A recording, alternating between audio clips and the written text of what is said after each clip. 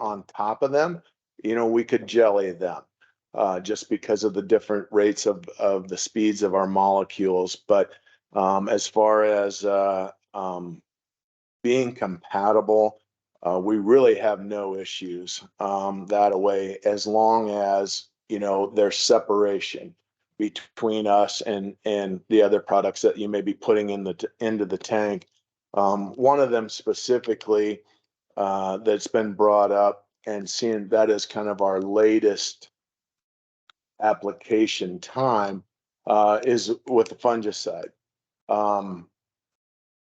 Thankfully, versus the herbicide times, thankfully, at that point, there's not a lot of products going in that tank. So the separation or timing isn't as critical there as it is like being mixed with some chemistry or herbicide. But we blend very well with fungicides. That is a 3-year-old non-proven by the USDA application time for us that seems to be working quite well.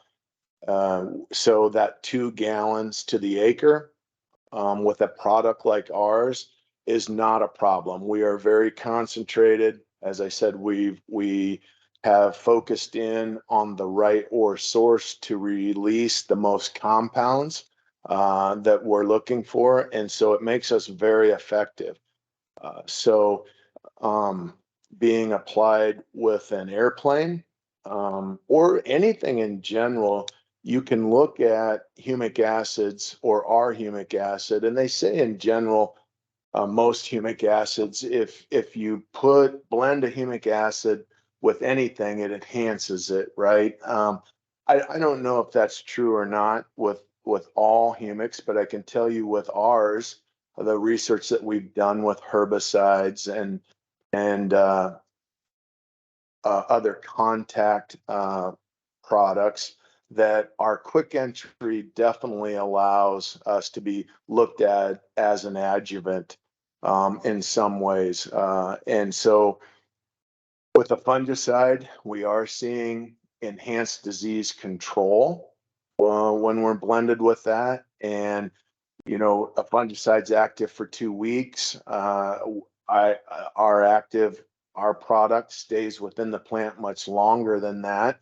But out of an airplane, I know fungicide's an area of interest. You will get 30% more of your total volume to the plant in the heat of the day. Primarily what happens, because of those low rates, high rate of speed out of an airplane, a percentage of that product will evaporate. And so our product, having N, P, and K, the humic and fulvic acid, we're heavier, we're thicker. We do not evaporate. And then the particle sizes, the droplets, are maintaining the same size. We have measured that as well. So you're getting more product out of an airplane down to the plant, along with, getting into that plant at a much quicker rate. So there's a couple of things there that seem to bode well for an application at fungicide time. We do a lot of application right now on our own trials and testing out of a drone. I am nothing against the helicopters, nothing against the airplane, other applications, but I will tell you, out of a drone, the tissue coverage is absolutely amazing. We use a DJI something, one of the latest and greatest, I guess, if you will, but that we apply ours with. And I can tell you, especially on soybeans, the rolling of the leaves, the ability for the products to hit the stomata direct, in my mind, is a very good thing. But drone application is fine. I will, if it's okay, I will talk a little bit about that application. This year, primarily for us, we applied our products at Tassel. And according to the Pioneer webinar we were on last week, we haven't seen a year like this, like 2003 since 1952. And that meaning where we had 2 years of drought, and 2003 being the second year of drought for us, and coupled with extensive heat right at tasseling. And here in Iowa, we definitely witnessed that. Um, and so on our trials and just our fields as a whole, we applied our product at tassel right when the tassel was about ready to pop. And 7 days later, we found that our corn, my son was out checking crops that day, and he said, "Dad, we have the only corn around that's not rolling up." And I'm like, okay. And so I went out, and within about a 5 mile radius, that seemed to be true. Our corn that had the application 6 days prior was not rolling up. And as we know, and normally that's a good sign, but given the late application, it made me a little nervous. And when it came back to the yield results, it kind of showed that we didn't have much of a result. And so, and talking with the USDA last week, I said, hey, can we really affect a corn plant in 6 days to the point where it's not going to roll up? And they explained to me all the reasons why. And yes, that can happen with your product. And I said, well, then, that might explain this year's results where a lot of no result as far as a yield increase, uh, and and some of my fields in some areas, I could what I think I could find would be about a bushel loss. And I correlate that to the fact that we were forcing the plant to grow. Our leaves were not rolled up at a time when the plant was truly saying, "Hey, we need to protect ourselves. We need to conserve energy. We need to conserve moisture." And so I have a little bit of a theory on that, as far as that's probably the yield igniter, and we were forcing the plant to grow at maybe the wrong time. I even broke it down on my yield maps and went to the good areas, are the higher yielding areas of our fields where we were conserving more moisture, and I could do a query in those areas, and I could find 3, 5, 6, 7 bushel advantages in every one of those spots. But where I would go to the areas where I know I had a sandier soil, we were definitely more droughty. I couldn't find much at that point, but we've also learned that fungicide didn't work this year in a lot of places just due to the plant was not uptaking anything and able to utilize it. It was more in a protective mode. So that being said, the last 2 to 3 years, the fungicide application has been a phenomenal uh, area of application for our product. 15 to 20 bushel advantages at that time are very common, farmer proven. But this year seemed to be a little bit different, and going back to that, I also looked at some of our V10 sprayings, and I could see 3 or 4 bushels there very consistently. Our irrigated stuff, soybean wise, out in Nebraska, 3 to 4 bushels. I can find that consistently. They encountered that same heat stress as we did at the same time. So even though it's irrigated, stress is stress. And if it hits at the wrong time, well, then, it can have a negative impact regarding yield. With that being said, it's like we have uh, an area, a window of opportunity from in-furrow, clear till tassel to be applied, especially on corn. So people are now asking me, well, when is the best time to apply this? Well, I think what we're learning is we're going to have impact no matter when we are applied, just because of how we're delivered. What we need to try to forecast and understand is when are we going to have the best growing conditions to allow our product to push the plant to grow.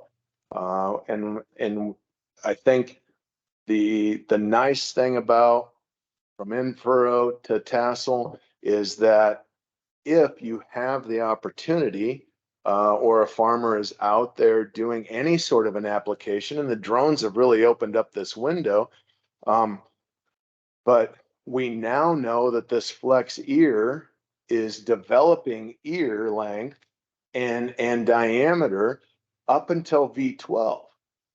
And so we have, moved that, let's just say V4 to V6 timeframe. We've expanded that now with this flex ear to allow that plant to develop an ear over a longer period of time. And hence, I think that's why we're seeing a large increase in our yields, genetic wise. So, Ed, yeah.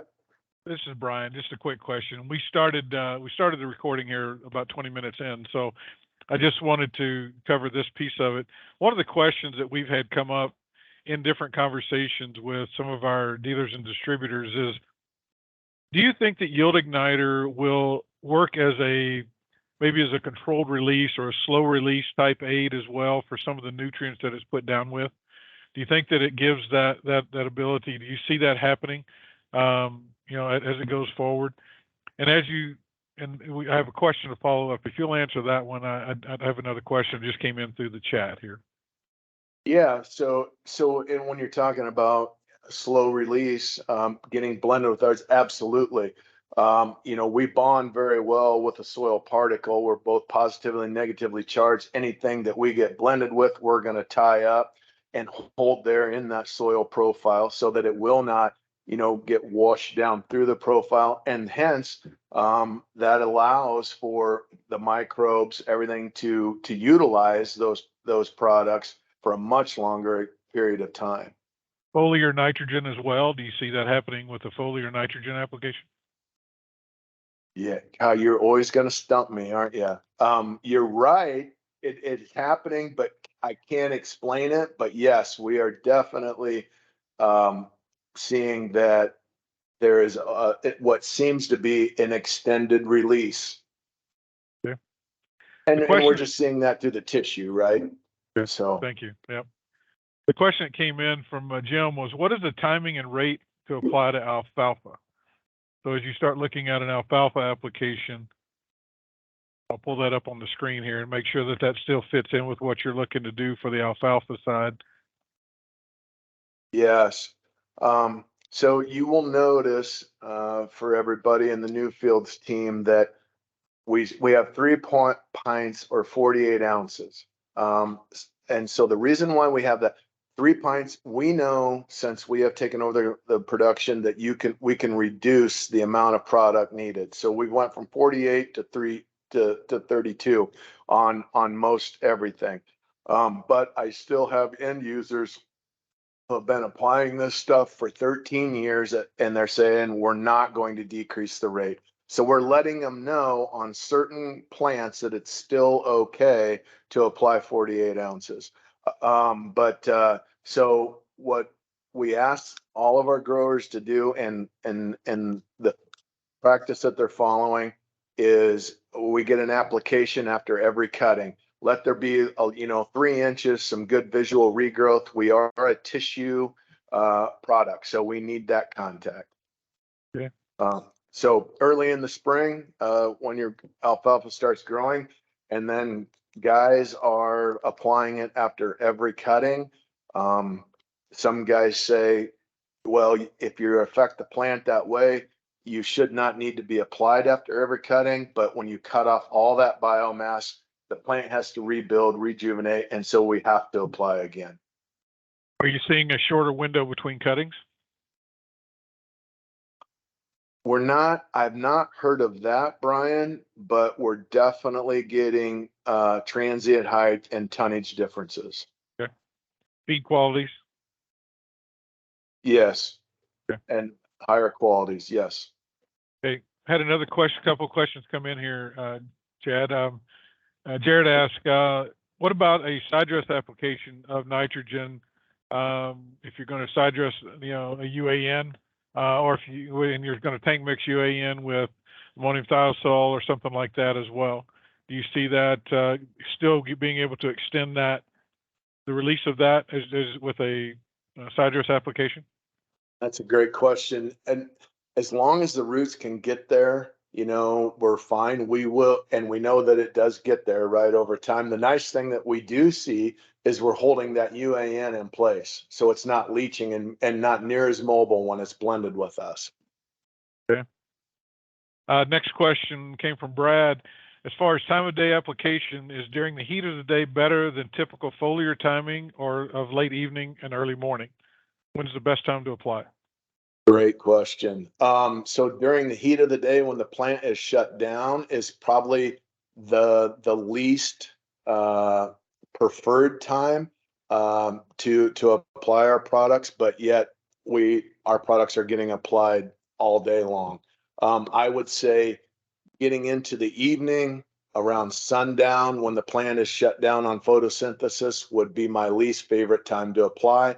But yet I have guys who apply this stuff at 3 gallons to the acre on soybeans at 2 o'clock in the morning. They're as bad as me about not sleeping, I guess. Thank you. Thanks everybody for the questions. Keep them coming in. We'll get them to Chad. Chad, the other thing that you kind of touched on a little bit was, the tank mixing and the timing of the tank mixing as far as being in the last third. Are there any known issues with any kind of chemistries or anything if a person was going to do anything like that? Could you touch on that extended piece of that tank mix piece? Yeah, you bet. The only thing that we really have seen problems with compatibility wise, there is one product. It's 2,4-D, and it's the ester version of that. She's very high in salt, and if you blend us with that, and the temps in the day get around 90 degrees, we tend to see some crystallization. But that is the only product, and I don't think much of that is used. No, it's got a pretty bad record anyway. So Jamie gets to enjoy your application of it. It's normally how that works, and so that's when you're neighboring fields. So that's usually how that works. That's true. As whenever we were looking at the diversity of that, and you kind of touched on the diversity of yield igniter, and you breezed through some of that a little bit. Would you go into just a little bit more about that? Not the why of the how of the process, but the why of the process. Why the product is the way it is, because you touched on this fact, there's other competitors out there that are selling a humic fulvic type product, and yield igniter to us has always been more than just a straight humic fulvic type product. And so could you talk a little bit more about that to give this audience is pretty diverse as far as farmers, dealers, and distributors of ours that have a lot of history and are looking at that next innovative thing to be able to bring in, Chad. So could you talk a little bit more about that piece of it? Yeah, I mean, I can elaborate as far as I can, without talking too much about, what's patented, but Yep. The whole humic and fulvic arena, it has ore sources from algae to leonardite ore. And there's certain, as I said, there's certain compounds within all of them that are the active ingredient. And the way that we can verify that through our product is when you look at, let's just say, a young ore source, say algae. Typically, they're very high rates of usage, and then multiple applications of that product. And then when you get down to products like ours, a much older source of humic and fulvic, then what you're seeing with stuff like ours is one application and 32 ounces of product, where a lot of these other products are gallons to, well, if you read the fine print, they can be gallons to the acre with 2 or 3 apps, right? So all that's verifying for us as a manufacturer and for our scientists is we think we're on to the right thing here because in these younger sources, there's some of these compounds that are prevalent, but they're not very high, in percentages. And a lot of companies don't um, look at it that way. We're one of the very few that do, but and these other sources are very easy to micronize, blend, extract out of, and so it makes it much easier all the way around for them. But getting down to what makes us different is definitely the extraction process, the source that we use, and then targeting certain compounds within it to be released, and therefore and then putting them into solution. And I guess I'll touch on that quick for you, Brian. A lot of humic acid, well, I'm sorry, all humic acids are um, rated by what's called the California test. And that is what the US has adopted for our test to say, you send your product in, they run it through and the California test, and then they give you your rating of humic and fulvic. Okay. Um, to on a high level, basically they're taking your product, putting it in a cylinder, agitating it, and then they drop in a ceramic stick multiple times into that product in solution, and then pull the ceramic stick out. It's pretty porous, and then let it dry. And then they scrape off the residue that's left on that ceramic stick, and whatever falls out or comes off of that, then that's how you get your rating of humic and fulvic percentages.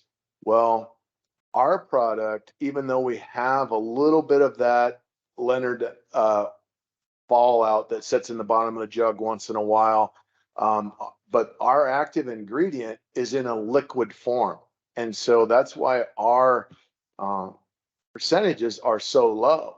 And that is the thing that every researcher has looked at when they look at our label. They're like, yeah, we'll try it, but we're not expecting anything out of this. But then once, 30 days after application, well, 2 weeks after application, they're seeing root mass increase, all these types of things. And it turns their head and they're like, what is going on here? Well, it's because we're in a liquid form.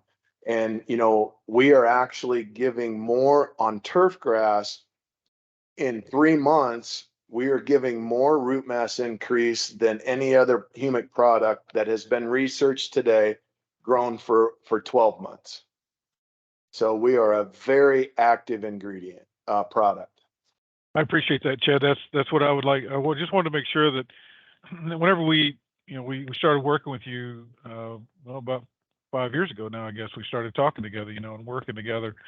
And the reason that we like that process is because of exactly what you just said: ease of use. We're focused on the end user as far as what can we do to add to their existing programs that's going to give them a benefit of everything else that they're putting on, and that's what we see with the inclusion of a yield igniter into our system.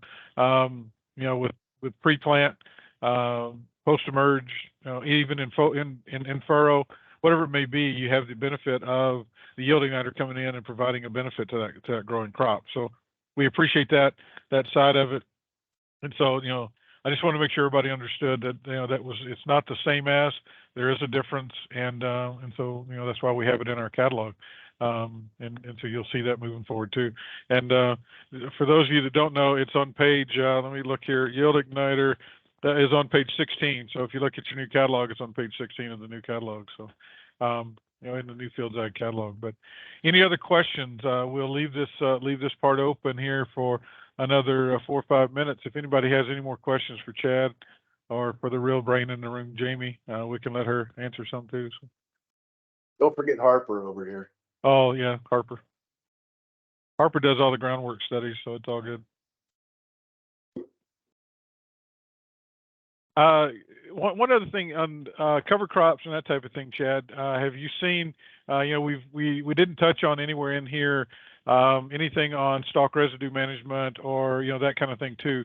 Where have you seen this product fit into a stalk residue program? As we're moving into some post harvest applications of products. Where are you seeing that fit, and then where do those application ranges fall? Yeah, great question.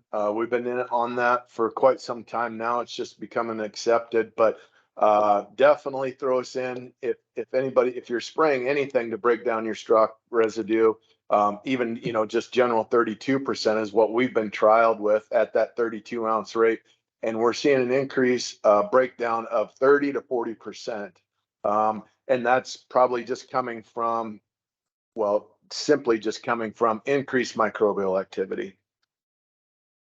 And we've got a lot of data out there. We have studied increased microbial activity through root exudates. We are increasing root exudates by 30-some%. You're going to hear a lot of 30-some% out of me because that's just what our product does on plants. But you'll also see increased microbial activity as well. Just even foliar application through corn and soybeans. Thank you. I know that's been a topic of discussion pretty heavy between our two companies, but I want to make sure we got that out. Absolutely. Well. Yeah, I look forward to, Newfields is one of the few that we're partnered with, and I look forward to, you guys got a lot of great things going. I like this blending. Brian, you've been on me for years. Like we need to blend some products here because what I'm lacking, you can fill, and what you're lacking, I can fill. And to your point, and not that it matters, but next month, Pioneer will be putting on a webinar with their dealers that these biologicals are the next step to increase yield, and they're going to talk about welcome to the party. Woo! I welcome know, to right? the party. Yeah, but hey, 20 years in's not bad, Chad. 20 years in's not bad. I know, but what I'm saying is, brother, is the timing is right. Because you and I both know we've been fighting our way for 15 years in this industry. Now maybe some of corporate's going to start listening. Yep. And that's we've seen Corteva, Bayer Monsanto, Syngenta kind of swing back and forth on this. Syngenta starts buying up some biological companies. Corteva's kind of taking the stance of don't touch us. And now all of a sudden, because of what they're seeing in the field, because once again, the traits are not showing up and showing off as much as they want. They're trying to figure out ways to enhance what's going on in that plant and that rhizosphere, so they can have the best way to continue to show those results. So it's good to see them there. If there's no more questions, I'll stop the recording at this point. Thank you very much, Chad and Jamie, for putting this together and being on with us. This recording will be available later today to our internal team, and then by tomorrow for everybody to download off of our website. So appreciate the time. If you want to hang on here in just a bit, we'll stop this and we'll take any questions that might be off the air. Thank you very much. Thanks for joining us for today again.